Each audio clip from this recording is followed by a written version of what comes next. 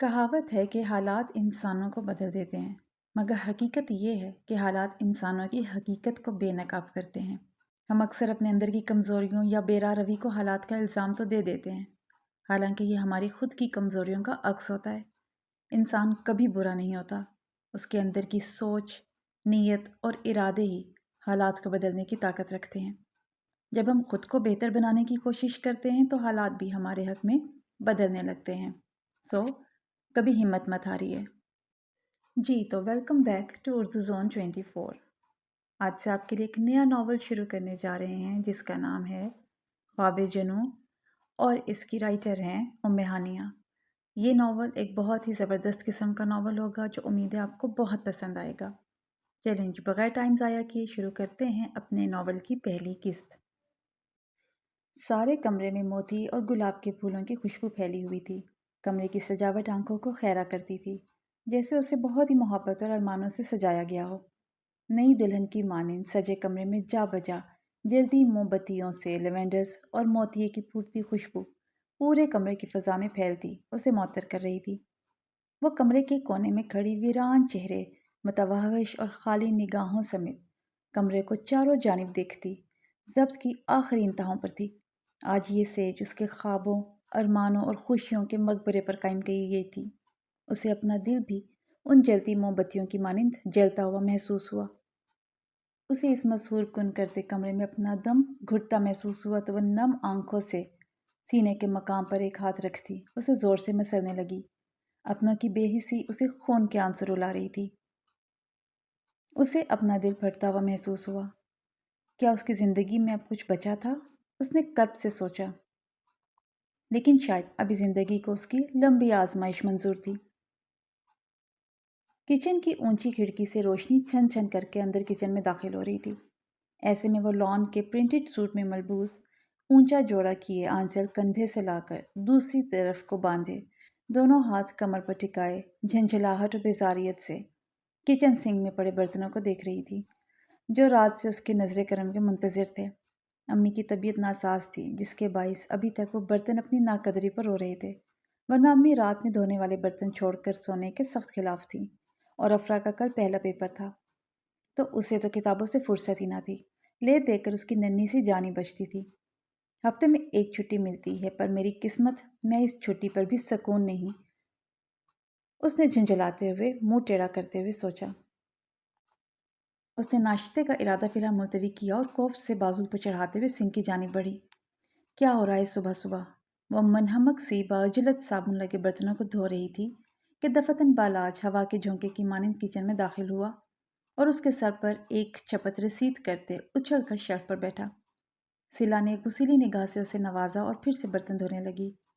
अच्छा ना, अब बर्तनों का गुस्सा मुझ पर तो मत निकालो। अच्छा छोड़ो इसे, मेरी बात सुनो। वो कुछ सोचता हुआ शेल्फ से उतरा और नल बंद करते उसकी बाजू से उसे थामते उसका रुख अपनी जानिब करता लजाहत से गोया हुआ। ये सब लम्हों का खेल था कि सिला मुंह खोले उसे देखते ही रह गई। क्या तुमने घर में हमारे रिश्ते की बात की? उसकी पुरजोश सी आवाज़ पर वो जो कुछ कहने को मुंह खोलने जा रही थी, बेबसी से लब आपस में पेवस कर गई। चेहरे के तासुरात में उसका जवाब पोशीदा था। बालाज ने तासुफ से सर नफ़ी में हिलाते उसका बाजू छोड़ा। तुम अपने घर वालों को भेजो तो शायद कोई बात बन जाए। वो होंठ चबाती चेहरा झुकाकर गोया हुई। सिला सिला सिला। वो दोनों हाथों से सर थामते कोफ्त से गोया हुआ। तुम समझ नहीं रही। अम्मी को तो मैं रिश्ते के लिए भेज दूंगा, मगर तुम भी तो घर में बात करके रखो। कुछ तो चची जान का भी जहन बनाओ इस रिश्ते के लिए, वरना अम्मी और चची की अजली झगड़ों से तो तुम वाकिफ़ ही हो। अगर मैं मिन्नत समाजत करके अम्मी को इस रिश्ते के लिए राज़ी करके ले भी आया तो अगर खुदा न खास्ता चची जान ने इस रिश्ते से इनकार कर दिया तो अम्मी ने तो इस बात को अना का मसला बना लेना है। इसीलिए कह रहा हूँ, चची से बात करके उनका जहन तो बनाओ ताकि अगर अम्मी मेरा रिश्ता लेकर आएँ तो वह इनकार ना करें। वो एक हाथ कमर पर रखे दूसरे से माथा मसलता शदीद इज़्तिराब का शिकार लग रहा था। हाँ, कोशिशें करती हूँ। सिला भी उलझी उलझी सी पुरसोच अंदाज में गोया हुई। मुझे जल्द बताना ताकि मैं अम्मी को भेज सकूं। उसे तनबिया करता वो सीढ़ियाँ चढ़ता ऊपर अपने पोर्शन में चला गया, जबकि सिला खोई खोई सी उसकी पुश्त तकती रह गई। उसे अम्मी से बात करना एक महाज सर करने के बराबर लगने लगा। अम्मी और ताई की रोज़े अव्वल से कभी ना बनी थी। وہ ایک ہی گھر کے الگ الگ پورشن میں اجنبیوں کی طرح رہتی تھی۔ نہ جانے اب یہ اونٹ کس کروٹ بیٹھنے والا تھا۔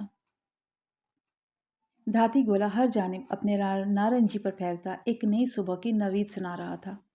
ایسے میں دن کا اجالا اس چھوٹے سے سرخ اینٹوں سے بنے گھر پر بھی اپنے پر پھیلا رہا تھا، جس میں لوہے کی مضبوط بیرونی گیٹ سے آگے بڑھو تو چھوٹی سی روش تھی، جس کے دوسری جانب تھوڑا سا کچا صحن تھا، جس کی ایک طرف مختلف پھول اور گھریلو سبزیاں اگا کر اسے چھوٹے سے ہوم گارڈن کی شکل دے دی گئی تھی۔ تھوڑا سا آگے بڑھو تو روش کے اختتام پر دو زینے چڑھ کر برآمدہ آتا تھا، جس کے ایک اطراف میں تو کچن تھا، جبکہ برابر پر دو کمرے تھے۔ وہ گھر نفاست و سلیقے کا منہ بولتا ثبوت تھا۔ ایسے میں وہاں دائیں جانب بنے کچن سے پراٹھوں کا دھواں اور چائے کی مخصوص خوشبو اٹھ رہی تھی۔ باہر برآمدے میں موجود تخت پر منیبا بیٹھی اپنے 1 سالہ بیٹے کو دہی کھلا رہی تھی۔ دفتن اپنے کمرے کا دروازہ کھول کر سفید کرتا شلوار میں ملبوس امان، گیلے بال اچھے سے سیٹ کیے، کرتے کے بازو فولڈ کیے، اپنے کام پر جانے کو بالکل تیار سا کمرے سے نکلا۔ امی ناشتہ تیار ہے کیا؟ وہ مسکراتا ہوا سیدھا تخت کے پاس آیا اور جھک کر 1 سالہ مغیث کو پیار کرتا وہیں سے گویا ہوا۔ ہاں بیٹا، ناشتہ تیار ہے، آ جاؤ تم دونوں بھی۔ نصرت بیگم چائے چھانتے دوسری طرف انڈے فرائی کرنے لگی۔ بھائی آپ اسے پکڑیں، میں ذرا امی کے ساتھ ناشتہ لگوا دوں۔ منیبا نے باوجھلے تخت سے اترتے مغیث امان کو پکڑایا اور خود کچن کی جانب بڑھی۔ کچھ ہی دیر میں وہ تینوں اسی برآمدے کے دوسرے کونے میں پڑی چھوٹی سی گول میز کے گرد بیٹھے ناشتہ کر رہے تھے۔ امان بیٹا، جاتے ہوئے بہن کو اس کے گھر چھوڑ دینا۔ امان ناشتہ ختم کر کے ہاتھ صاف کرتا چائے کی چسکیاں لے رہا تھا جب نصرت بیگم برتن سمیٹتے ہوئے گویا ہوئی۔ تم رکو گی نہیں؟ وہ چونک کر منیبا کی جانب متوجہ ہوا، جو اب مغیث کے ساتھ کھیل رہی تھی۔ نہیں بھیا، ابھی نہیں، جلد دوبارہ چکر لگا لوں گی، کیونکہ نعمان پیچھے اکیلے ہیں اور باہر کا کھانا بھی وہ پسند نہیں کرتے، تو پھر بہت مسئلہ ہو جاتا ہے۔ پیچھے انہیں اب بھی کل سے سینکڑوں فون کالز آ چکی ہیں ان کی، کبھی انہیں ٹائی نہیں ملتی تو کبھی والیٹ، کافی پریشانی ہو جاتی ہے، پھر انہیں اسی لیے واپس جا رہی ہوں، لیکن جلدی دوبارہ چکر لگاؤں گی۔ تو اس میں بھی تو سراسر غلطی تمہاری ہی ہے، کیوں اچھے بھلے سیلف میڈ بندے کی ساری عادتیں بگاڑ کر رکھ دی ہیں تم نے؟ وہ مسکرا کر اس کے سر پر چپت رسید کرتا گویا ہوا، تو منیبا کھلکھلا کر ہنستی اٹھ کھڑی ہوئی۔ یہ سب تو میرا فرض ہے نا بھائی، مانا کہ وہ سیلف میڈ بندے ہیں، اپنے سبھی کام خود کرتے تھے، کیونکہ پھپھو اور پھوپھا جی کی ڈیتھ کے بعد وہ بہت اکیلے ہو گئے تھے، لیکن ہماری شادی کے بعد میری موجودگی میں وہ اپنے کام خود کرتے، تو پھر میرا ان کی بیوی ہونے کا کیا فائدہ بھلا؟ یہ سب تو میرا فرض ہے نا۔ وہ اب کبھی برآمدے اور کبھی کمرے کے چکر لگاتی مغیث کی چیزیں اپنے منی بیگ میں رکھ رہی تھی۔ اور تو اور امی جن دنوں میں یہاں ہوتی ہوں وہ کام والی کو بھی چھٹی دے دیتے ہیں، کہتے ہیں کہ میری غیر موجودگی میں کام والی گھر کام کرنے آئے، یہ بہت نامناسب بات ہے۔ اور اب جب میں نے گھر جانا ہے نا تو اللہ گھر کا حال دیکھنے لائق ہونا ہے۔ بات کرتے اچانک اسے اپنا دکھڑا یاد آیا تو ہاتھ روک دی، کچن سے نکلتی ماں کو دیکھ کر شکایتی انداز میں گویا ہوئی۔ نصرت بیگم اسے دیکھ کر مسکرا دی۔ اچھا سمجھدار بچہ ہے وہ، اس لیے۔ اچھا تم ذرا جلدی کرو، مجھے دیر ہو رہی ہے۔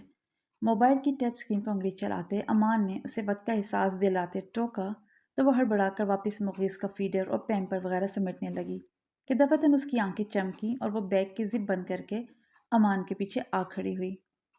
امی، ویسے آپ خالہ کی طرف بھائی کے لیے صلہ کا ہاتھ مانگنے کب جا رہی ہیں؟ وہ ایک نظر بھائی کو دیکھتی ماں سے گویا ہوئی۔ اس کی بات سن کر فون پر چلتا امان کا ہاتھ ذرا کہ ذرا ٹھٹکا، لیکن وہ جلدی خود کو کمپوز کرتا پھر سے اپنے کام میں مشغول ہو گیا۔ آج ہی جانے کا سوچا ہے بیٹا، اب تو میں بھی جلد از جلد صلہ کو بہو بنا کر گھر لانا چاہتی ہوں۔ آخر ایک کی تو خواہش ظاہر کی ہے میرے بیٹے نے، میں جلد از جلد اسے پورا کرنا چاہتی ہوں۔ وہ اپنے دراز قد خبرو بیٹے کی ذہانت سے پر آنکھوں کی جانب دیکھتی گویا ہوئی، جو بظاہر ان سب سے لا تعلق سا موبائل پر کچھ کر رہا تھا، لیکن در حقیقت اس کی سبھی ہنسی انہی کی جانب متوجہ تھی۔ گندمی رنگت پر ذہانت سے بھرپور چمکتی آنکھیں، کھڑی مغرور ناک اور گھنی مونچھوں تلے کٹاؤ دار انابی لب، اس کی پرسنالٹی خاصی رعبدار تھی۔ نصرت بیگم نے دل ہی دل میں بیٹے کو دیکھتے ہوئے ماشاء اللہ کہا۔ چلو منیبا، دیر ہو رہی ہے۔ وہ موبائل بند کر کے جیب میں ڈالتا اٹھ کھڑا ہوا، جبکہ منیبا بھی اسے باہر نکلتا دیکھ کر بھاگ کر چادر اوڑھتی مغیث کو اٹھا کر ماں سے ملتی باہر نکلی۔ اے جنگلی بلی، کیا دیکھ رہی ہو؟ ہر وقت ہی کسی نہ کسی کی ٹو میں لگی رہتی ہو۔ کرن شارٹ شرٹ اور پلازو میں ملبوس، آنچل کندھے پر ڈالے، شانوں سے ذرا نیچے تک جاتے بال کھلے چھوڑے، آنچل کا پلو دونوں ہاتھوں سے گھماتی، چھت کی منڈیر پر کھڑی اچک اچک نیچے صحن میں جھانک رہی تھی۔ جب موبائل پر کچھ ٹائپ کرتا بالا آج کمرے سے نکلا اور بہن کو یوں نیچے جھانکتے پا کر اس کے سر پر چپت رسید کرتا ہوا گویا ہوا۔ ارے ہٹو نا، اس نے جھنجھلا کر بالاج کا ہاتھ جھٹکا۔ مہویت ابھی تک وہیں تھی۔ لگتا ہے نیچے چچی کے گھر کے خاص مہمان آئے ہیں، خاصا اہتمام کیا گیا ہے۔ کیا؟ کرن کی بات پر بالاج کے کان کھڑے ہوئے۔ وہ بھی اچک کر آگے کو ہوتا نیچے دیکھنے لگا، جہاں افرا مسکراتی ہوئی ہاتھ میں برتنوں کی ٹرے تھامے واپس کچن میں رکھنے جا رہی تھی۔ پیچھے ہی چچی بھی برتن تھامے کچن کی جانب بڑھی۔ دونوں کے چہروں پر الوہی چمک تھی۔ وہ مسکرا کر آسودگی سے آپس میں کچھ باتیں کر رہی تھیں۔ غالباً کھانا کھانے کے بعد مہمانوں کے چلے جانے کے بعد وہ لوگ برتن سمیٹ رہے تھے۔ بالاج کے گرد خطرے کی گھنٹیاں بجنے لگیں۔ نہ جانے کیوں اس کی چھٹی حس اسے شدت سے کچھ غلط ہونے کا احساس دلا رہی تھی۔ اس نے باعجلت ہاتھ میں تھامے موبائل پر واٹس ایپ کھول کر سلا کے نام کی چیٹ کھولی۔ اب اس کے ہاتھ تیزی سے میسج ٹائپ کر رہے تھے۔ وہ اب سارا معاملہ سلا کی زبانی جاننا چاہتا تھا۔ دھاتی گولا جیسے سوانیزے پر موجود ہر جانب آگ برسا رہا تھا۔ گرمیوں کی سخت دوپہر میں آگ برساتے سورج تلے سفید یونیفارم میں ملبوس سلا پسینے میں نہائی تیز تیز قدم اٹھاتی گھر کی جانب رواں تھی۔ کالج وین اسے مین روڈ پر ہی اتار دیتی تھی۔ مین روڈ سے گھر تک کے درمیان ایک لمبی گلی تھی اور گرمیوں کی دوپہر میں اس گلی کو پاٹنا اس کے لیے محال ہو جاتا۔ حلق سو کر کانٹا بن جاتا تھا۔ وہ گھر جاتے ہی ٹھنڈا پانی حلق سے اندر ڈلنے کے بعد ٹھنڈے پانی سے شاور لینے کی شدت سے خواہش مند تھی۔ اللہ اللہ کر کے وہ گھر پہنچی۔ 6 مرلے کا وہ ایک متوسط درجے کا گھر تھا، جس میں آہنی گیٹ سے اندر داخل ہوتے ہی کھلا سا صحن تھا، جس کے آگے چھوٹے سے لاؤنج کے بعد سامنے 2 کمرے تھے، جبکہ ایک سائڈ پر کچن اور بیٹھک تھی، اور لاؤنج کی دوسری سمت سے اوپر چھت کو جانے والی سیڑھیاں تھیں جہاں پر سلا کے تایا کی فیملی مقیم تھی۔ لاؤنج میں داخل ہوتے ہی اس نے بیگ صوفے پر پھینکا اور چادر بھی اتار کر وہیں بیگ کے پاس رکھ دی۔ فریج کی جانب بڑھی۔ فریج سے یک ٹھنڈے پانی کی بوتل نکال کر وہ واپس لاؤنج کے صوفے پر بیٹھتی، بوتل ہی منہ کو لگا کر گھونٹ گھونٹ پانی کے پینے لگی۔ ٹھنڈا پانی اندر جاتے دماغ کو سکون ملنے لگا تھا۔ امی اور افرا غالباً سو رہی تھیں۔ افرا کے پیپر ختم ہو گئے تھے، کل اس کا آخری پیپر تھا، اسی لیے شاید وہ آج آرام فرما رہی تھی۔ پانی پی کر وہ شاور لینے کی نیت سے اپنے کمرے کی جانب بڑھی۔ کچھ ہی دیر بعد وہ فریش سی لان کے ہلکے گلابی کلر کے سوٹ میں ملبوس گیلے بال پشت پر بکھرائے واپس لانچ میں آئی۔ گلابی سوٹ میں اس کی رنگت بھی گلاب کی مانند دمک رہی تھی۔ بلا شبہ وہ ایک خوبصورت لڑکی تھی۔ اب اس کا رخ کچن کی جانب تھا۔ کچن میں پہلا قدم رکھتی وہ ٹھٹک کر رکی۔ اس کے ٹھٹکنے کی وجہ کاؤنٹر ٹاپ پر موجود امی کے نئے ڈنر سیٹ کی موجودگی تھی۔ یہ ڈنر سیٹ ان کے گھر میں تبھی نکلتا تھا جب گھر میں کوئی مہمان آئے ہوتے۔ وہ ہونٹ چباتی آگے بڑھی۔ اس نے باری باری سبھی ڈھکن اٹھا کر کھانوں کا جائزہ لیا۔ چکن بریانی، قورمہ، وائٹ کڑاہی، آلو قیمہ۔ اس کے علاوہ فروٹ رائفل اور کھیر تو وہ پہلے ہی فریج میں پڑی دیکھ چکی تھی۔ اتنا اہتمام! وہ بڑبڑاتی ہوئی بریانی پلیٹ میں ڈالنے لگی جب اسے اپنے پیچھے قدموں کی ابھرتی چاپ سنائی دی۔ ارے سلا، تم کب پہنچی؟ ہمیں پتہ ہی نہیں چلا۔ افرا کچن میں داخل ہوتی اسے دیکھ کر مسکرائی۔ آج گھر میں کوئی آیا تھا کیا؟ وہ نافہم نگاہوں سے افرا کو دیکھتی وہیں کھڑے کھڑے کھانا کھانے لگی۔ ہاں نا، خالہ اور امان بھائی آئے تھے۔ پتہ ہے کیوں؟ افرا فریج سے پانی کی بوتل نکال کر پانی گلاس میں اڈیلتی پرجوش انداز سے گویا ہوئی۔ کیوں؟ افرا کا یوں تجسس پھیلانا سلا کو ایک آنکھ نہ بھایا۔ خالہ امان بھائی کے لیے امی سے تمہارا رشتہ مانگنے آئی تھی۔ کیا؟ افرا کے چہک کرنے پر سلا کو اپنے گلے میں کھانا ٹکتا ہوا محسوس ہوا۔ حیرت در حیرت تھی۔ ایسا کیسے ہو سکتا تھا بھلا؟ اس کی ساری بھوک مر گئی تھی۔ شوق تھا کہ ختم ہونے کا نام ہی نہیں لے رہا تھا۔ پھر امی نے کیا کہا؟ بمشکل وہ اپنے حواس قائم کرتی ہوئی گویا ہوئی۔ جو بالاج کو اس بات کا پتہ چلتا تو وہ نہ جانے کیا ہنگامہ برپا کرتا۔ وہ تو پہلے ہی دن رات اس کے پیچھے پڑا تھا کہ وہ چچی سے ان کے رشتے کی بات کرے۔ امی نے انہیں جواب دینے کے لیے وقت مانگا ہے۔ اس کی بات سن کر بے ساختہ سلا نے پلیٹ وہیں رکھتے ہوئے اپنا ذوق نگلا۔ سائیں سائیں کرتے دماغ کے ساتھ ممی کے کمرے کی جانب بڑھی۔ وہ اب امی سے براہ راست ساری بات کرنا چاہتی تھی اور اس کی یہ جرت نہ جانے کون سے طوفان کا پیش خیمہ بننے والی تھی۔ اف اللہ! منیبا امان کے ساتھ گھر پہنچی تو نعمان آفس جا چکا تھا۔ چوکیدار نے اسے دیکھتے ہی گیٹ کھولا تو وہ بھائی کو خدا حافظ کہتی مغیث کو اٹھا کر اندر بڑھ گئی۔ چھوٹے مگر خوبصورت سے لان سے گزر کر اس نے لکڑی کا منقش داخلی دروازہ کھولا تو ٹھنڈی ہوا کے تھپیڑے نے اس کا استقبال کیا، گویا نعمان ابھی ابھی اے سی بند کر کے گیا۔ لاؤنج میں ہی اسے ٹھٹک کر رکنا پڑا۔ وہ گھر کی حالت دیکھ کر سر تھام کے رہ گئی۔ ہر چیز بکھری پڑی تھی، کھانے کے برتن سینٹر ٹیبل پر لڑک رہے تھے، کئی جنرلز بھی وہیں پڑے ہوئے تھے۔ 7 سیٹر صوفے پر ہی سرہانہ اور کمفرٹر پڑا تھا۔ غالباً اس کے جانے کے بعد لاؤنج کو بیڈ روم، اسٹڈی روم اور ڈائننگ کے طور پر استعمال کیا گیا۔ عموماً نعمان ایک نفاست پسند شخص تھا۔ منیبا کے مائکے جانے کے بعد مکمل صفائی نہ صحیح مگر وہ اتنا بکھیرا بھی نہیں بکھیرتا تھا۔ یقیناً آج اسے جلدی میں آفس کے لیے نکلنا پڑا تھا، تبھی تو پورا گھر طوفان کے بعد کا منظر پیش کر رہا تھا۔ منیبا نے ایک گہری سانس خارج کی اور ملازمہ کے انتظار کرنے کا ارادہ ملتوی کرتی مغیث کو لے کر بیڈ روم کی جانب بڑھی۔ مغیث کو سلا کر کمرے کا سپلٹ آن کر کے وہ بازو چڑھاتی کمرے سے نکلی۔ لاؤنج سے برتن اکٹھے کرتے اس کے ہونٹوں پر ایک مسکراہٹ ابھری۔ شادی کے بعد کے مناظر اس کی آنکھوں کے سامنے سے گھوم گئے۔